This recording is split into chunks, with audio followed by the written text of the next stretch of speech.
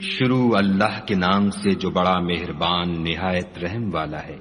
کاف ہا یا عین صاد، یہ تمہارے پروردگار کی مہربانی کا بیان ہے جو اس نے اپنے بندے زکریا پر کی تھی، جب انہوں نے اپنے پروردگار کو دبی آواز سے پکارا اور کہا کہ اے میرے پروردگار، میری ہڈیاں بڑھاپے کے سبب کمزور ہو گئی ہیں اور سر شعلہ مارنے لگا ہے، اور اے میرے پروردگار، میں تجھ سے مانگ کر کبھی محروم نہیں رہا، اور میں اپنے بعد اپنے بھائی بندوں سے ڈرتا ہوں، اور میری بیوی بانجھ ہے، تو مجھے اپنے پاس سے ایک وارث عطا فرما جو میری اور اولاد یعقوب کی میراث کا مالک ہو، اور اے میرے پروردگار اس کو خوش اتوار بنائیو۔ اے زکریا، ہم تم کو ایک لڑکے کی بشارت دیتے ہیں جس کا نام یحییٰ ہے، اس سے پہلے ہم نے اس نام کا کوئی شخص پیدا نہیں کیا۔ انہوں نے کہا، پروردگار، میرے ہاں کس طرح لڑکا ہوگا جس حال میں میری بیوی بانجھ ہے اور میں بڑھاپے کی انتہا کو پہنچ گیا ہوں؟ حکم ہوا کہ اسی طرح ہوگا۔ تمہارے پروردگار نے فرمایا ہے کہ مجھے یہ آسان ہے، اور میں پہلے تم کو بھی تو پیدا کر چکا ہوں اور تم کچھ چیز نہ تھے۔ کہا کہ پروردگار میرے لیے کوئی نشانی مقرر فرما۔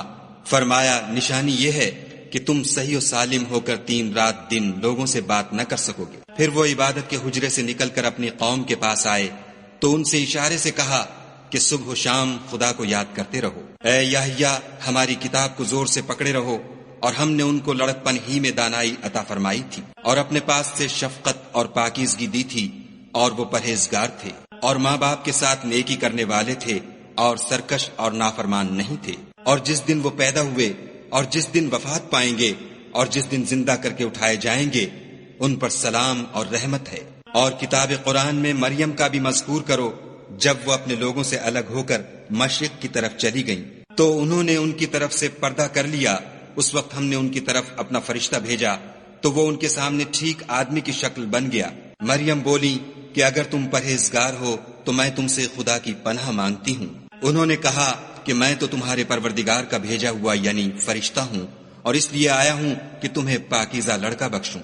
مریم نے کہا کہ میرے ہاں لڑکا کیوں کر ہوگا، مجھے کسی بشر نے چھوا تک نہیں، اور میں بدکار بھی نہیں ہوں۔ فرشتے نے کہا کہ یوں ہی ہوگا، تمہارے پروردگار نے فرمایا کہ یہ مجھے آسان ہے، اور میں اسے اسی طریق پر پیدا کروں گا تاکہ اس کو لوگوں کے لیے اپنی طرف سے نشانی اور ذریعہ رحمت و مہربانی بناؤں، اور یہ کام مقرر ہو چکا ہے۔ تو وہ اس بچے کے ساتھ حاملہ ہو گئیں اور اسے لے کر ایک دور جگہ چلی گئیں۔ پھر درد ذہ ان کو کھجور کے تنے کی طرف لے آیا، کہنے لگیں کہ کاش میں اس سے پہلے مر چکتی اور بھولی بسری ہو گئی ہوتی۔ اس وقت ان کے نیچے کی جانب سے فرشتے نے ان کو آواز دی کہ غمناک نہ ہو، تمہارے پروردگار نے تمہارے نیچے ایک چشمہ پیدا کر دیا ہے، اور کھجور کے تنے کو پکڑ کر اپنی طرف ہلاؤ، تم پر تازہ تازہ کھجوریں جھڑ پڑیں گی، کھاؤ اور پیو اور آنکھیں ٹھنڈی کرو۔ اگر تم کسی آدمی کو دیکھو تو کہنا کہ میں نے خدا کے لیے روزے کی منت مانی، تو آج میں کسی آدمی سے ہرگز کلام نہیں کروں گی۔ پھر وہ اس بچے کو اٹھا کر اپنی قوم کے لوگوں کے پاس لے آئیں۔ وہ کہنے لگے کہ مریم، یہ تو نے برا کام کیا۔ اے ہارون کی بہن، نہ تو تیرا باپ ہی بد اتوار آدمی تھا اور نہ تیری ماں ہی بدکار تھی۔ تو مریم نے اس لڑکے کی طرف اشارہ کیا۔ وہ بولے کہ ہم اس سے کہ گود کا بچہ ہے کیوں کر بات کریں۔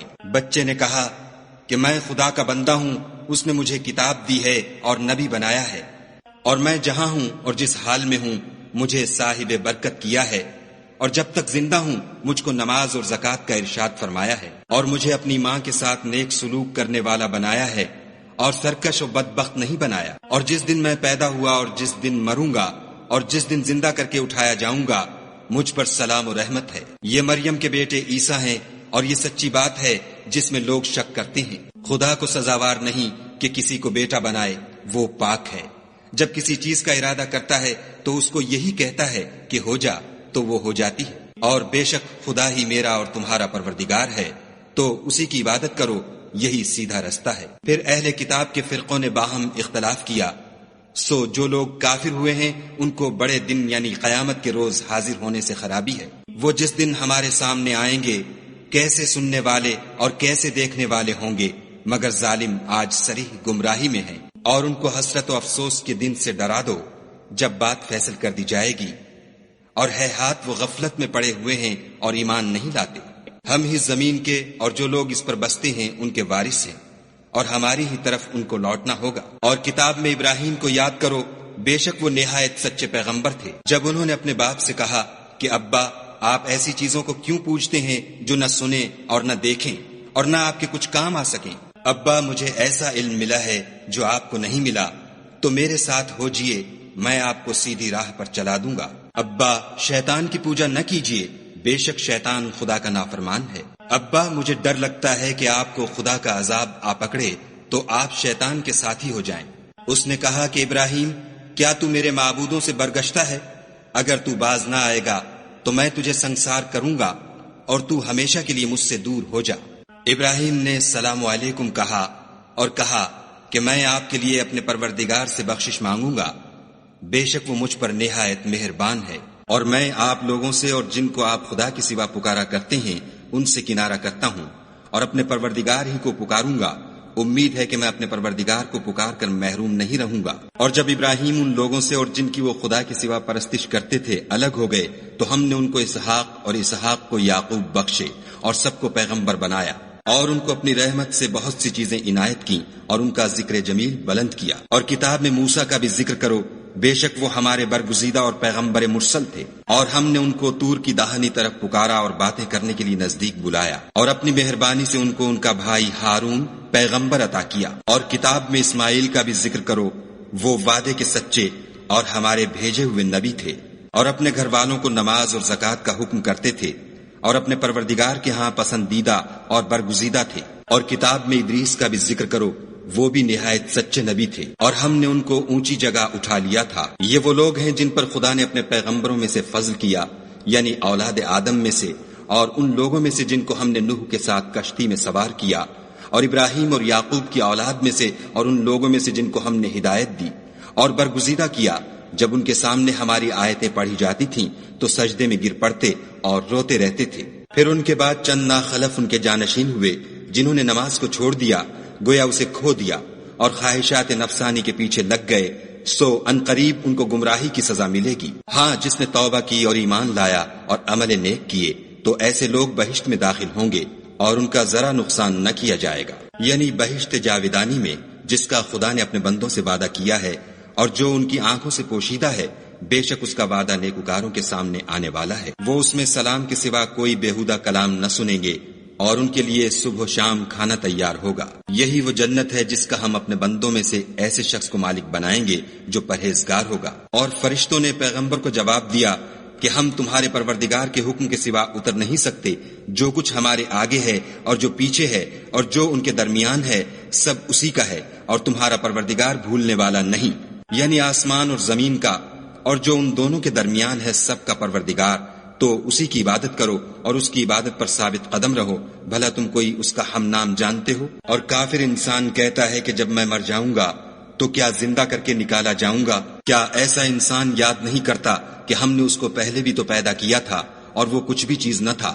تمہارے پروردگار کی قسم، ہم ان کو جمع کریں گے اور شیطانوں کو بھی، پھر ان سب کو جہنم کے گرد حاضر کریں گے اور وہ گھٹنوں پر گرے ہوئے ہوں گے۔ پھر ہر جماعت میں سے ہم ایسے لوگوں کو کھینچ نکالیں گے جو خدا سے سخت سرکشی کرتے تھے، اور ہم ان لوگوں سے خوب واقف ہیں جو ان میں داخل ہونے کے زیادہ لائق ہیں، اور تم میں کوئی شخص نہیں مگر اسے اس پر گزرنا ہوگا، یہ تمہارے پروردگار پر لازم اور مقرر ہے۔ پھر ہم پرہیزگاروں کو نجات دیں گے اور ظالموں کو اس میں گھٹنوں کے بل پڑا ہوا چھوڑ دیں گے۔ اور جب ان لوگوں کے سامنے ہماری آیتیں پڑھی جاتی ہیں تو جو کافر ہیں وہ مومنوں سے کہتے ہیں کہ دونوں فریق میں سے مکان کس کے اچھے اور مجلسیں کس کی بہتر ہیں، اور ہم نے ان سے پہلے بہت سی امتیں ہلاک کر دیں، وہ لوگ ان سے ٹھاٹھ اور نمود میں کہیں اچھے تھے۔ کہہ دو کہ جو شخص گمراہی میں پڑا ہوا ہے خدا اس کو آہستہ آہستہ مہلت دیے جاتا ہے، یہاں تک کہ جب اس چیز کو دیکھ لیں گے جس کا ان سے وعدہ کیا جاتا ہے، خواہ عذاب اور خواہ قیامت، تو اس وقت جان لیں گے کہ مکان کس کا برا ہے اور لشکر کس کا کمزور ہے۔ اور جو لوگ ہدایت یاب ہیں خدا ان کو زیادہ ہدایت دیتا ہے، اور نیکیاں جو باقی رہنے والی ہیں وہ تمہارے پروردگار کے صلے کے لحاظ سے خوب اور انجام کے اعتبار سے بہتر ہیں۔ بھلا تم نے اس شخص کو دیکھا جس نے ہماری آیتوں سے کفر کیا اور کہنے لگا کہ اگر میں اثر نو زندہ ہوا بھی تو یہی مال اور اولاد مجھے وہاں ملے گا؟ کیا اس نے غیب کی خبر پالی ہے یا خدا کے یہاں سے عہد لے لیا ہے؟ ہرگز نہیں، یہ جو کچھ کہتا ہے ہم اس کو لکھتے جاتے اور آہستہ آہستہ عذاب بڑھاتے جاتے ہیں، اور جو چیزیں یہ بتاتا ہے ان کے ہم وارث ہوں گے اور یہ اکیلا ہمارے سامنے آئے گا۔ اور ان لوگوں نے خدا کے سوا اور معبود بنا لیے ہیں تاکہ وہ ان کے لیے موجب عزت و مدد ہوں۔ ہرگز نہیں، وہ معبودان باطل ان کی پرستش سے انکار کریں گے اور ان کے دشمن و مخالف ہوں گے۔